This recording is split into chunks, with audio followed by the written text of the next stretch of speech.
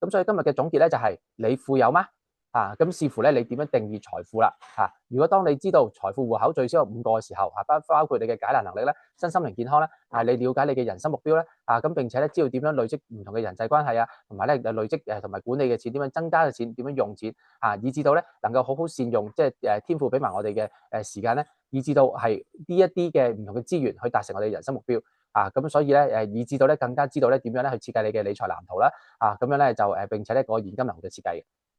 Hello， 大家好，歡迎你收睇今集奮鬥爸 B。咁今集主題係乜？我哋去邊睇睇？好，就係呢一個啦。咁我哋繼續咧呢個理財究竟有咩基本功？咁樣咧就原則2，認識至少5個咧嘅財富戶口。咁就呢個係一個講爸爸話題嘅頻道啦。好啦，咁係一個3年嘅計劃嚟，今次會咧呢3年分別會梅花間竹講信念夫妻同埋理財咁樣樣。好啦，咁今日咧係講呢個理財，咁下個月會講夫妻啦、信念啦咁等等。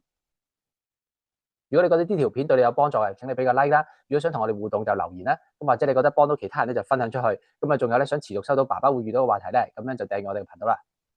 首先我哋重溫下先。上一次咧嘅理財原則1咧最重要，我認為咧就係呢個要維持一種收入大於支出嘅生活模式。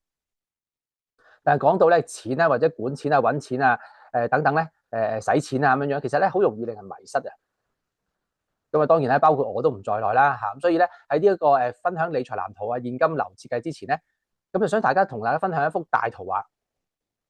好啦，首先咧有一個問題開始，你咧富唔富有咧？咁視乎你點定義財富啦。咁當我哋認識咧就5個財富戶口時咧，可能你嘅諗法會不一樣。咁其實第一次咧，我聽呢個觀念咧，就係當我去上呢一個咧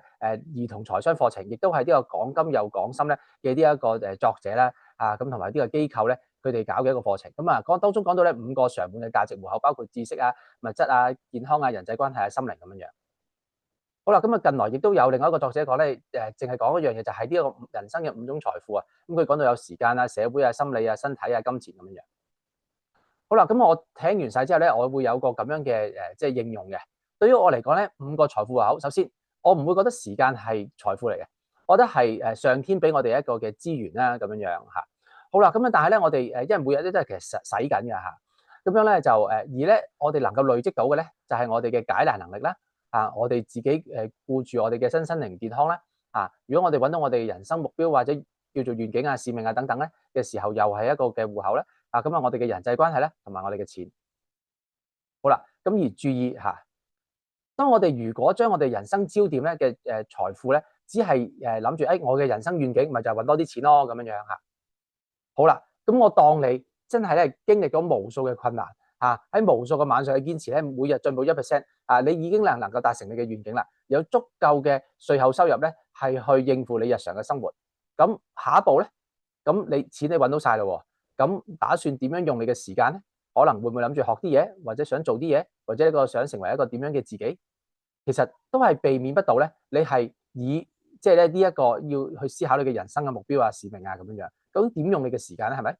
好啦，咁第二咧有啲咧又另一個有啲即係可能後生仔啦，係咪？我自己年青嘅時候都會嘅。咁有時為咗揾錢嘅時候咧，哇幾搏都冇問題嘅都完全咧冇顧及到自己嘅身心靈健康咁樣樣好啦，咁樣結果咧，可能咧一段時間之後咧，就會發生一件事。好啦，可能咧就會好似呢句金句咁，人若賺得全世界，卻背地呢個生命又有啲咩益處咧？咁樣樣咁人仲可以攞啲咩嚟換翻自己條命？係咪？好啦，咁而另外咧，又有甚者咧，有啲咧就係當佢為咗揾錢嘅時候，不單止犧牲咗自己嘅身心靈健康啦，可能咧連亦都斷晒六親亦都唔注重同人嘅關係甚至因為佢嘅人生目標同使命咪就係增加累積多啲錢啦。咁用晒佢嘅解難能力，佢好醒嘅喎，係咪？咁善用晒佢嘅時間去揾到亦都佢想揾嘅錢。咁但係咧，可能咧結果咧就好似呢個即係作者咧，佢作出呢本書所講嘅標題咁樣咧就係窮得只係剩翻錢啦。好啦，咁而我個人嘅選擇咧，就係當我以思考即係人生目標或者願景使命，我能夠去搞清楚呢件事嘅時候咧，其實我就會用到上天俾我嘅時間啦。去善用我嘅解難能力身心健康甚至咧知道要累積啲咩嘅人際關係同埋點樣用錢咧，去慢慢逐步咧達成我嘅人生目標或者願景使命。咁亦都幫助咗我咧，係去諗其實當我去管錢理財時咧，都喺我提醒我點解要理財咧？亦都係其實就係一個架構咧，就係我知道而家嘅狀況係點啦。當我明白到我人生願景係點嘅時候咧，我就知道點樣用我嘅時間咧，點用嘅錢咧，同埋點樣建立啲唔同嘅人際關係咧，去慢慢達成咧呢一個目標啦。所以其實錢只不過係其中一個工具去協助我哋去達成人生目標啦咁而我哋知道自己而家嘅狀況係點啊，咁其實個工具唔止淨係錢啦，仲有時間啊、人際關係啊，大家咧係好多嘅資源係互相配搭咧好多樣嘢夾埋咧，先至能夠可以逐步咧邁向呢個人生目標同埋即係使命咁樣樣。咁呢個咧就係我所講咧嘅大圖畫，協助我哋咧唔使喺呢個面對金錢時啦或者呢一個咧嘅即係咧理財嘅時候咧遇上嘅迷失。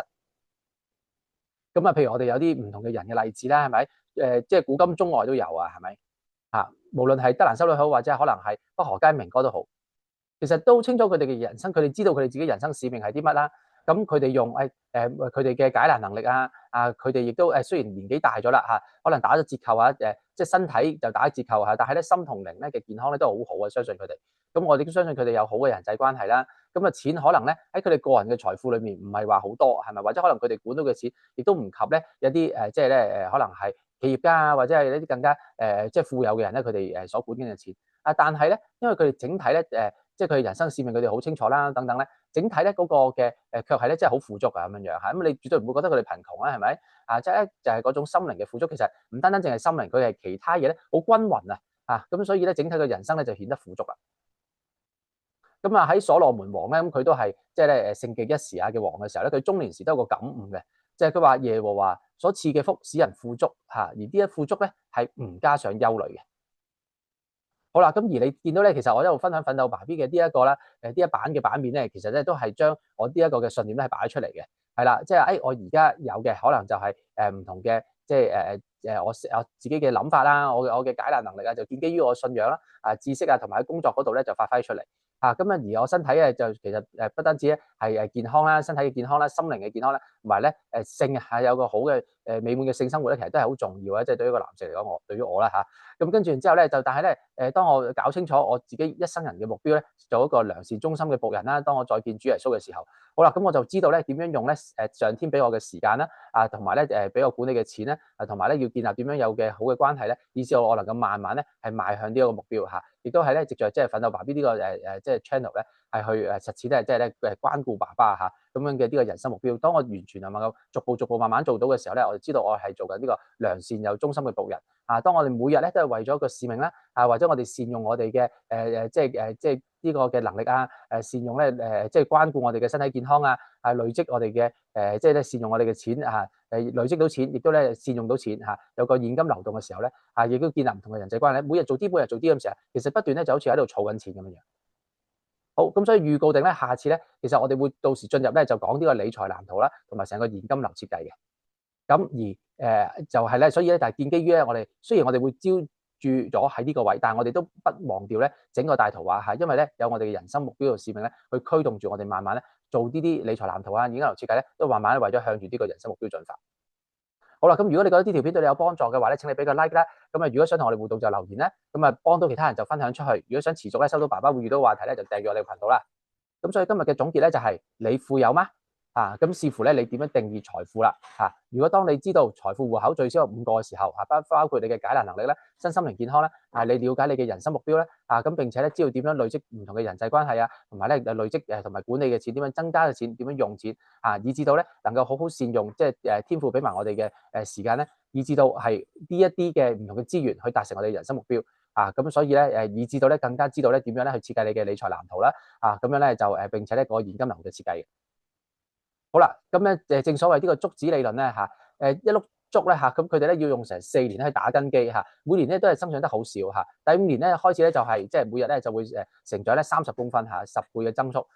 咁點解會咁樣咧？就係因為頭嗰4年嘅根基打得好，咁但係我哋又邊有幾多人咧願意捱嗰4年嘅根基咧？咁我同大家分享咧，其實唔係代表我已經做到其實我自己係做緊啫，我都係 on the way 去做緊。不過我相信咧，只要每天咧肯付出努力咧，一點一滴咧，我哋終會咧有一日咧能夠達成目標嘅。好，咁樣咧就祝福各位，大家加油，祝福你，拜拜，下次見。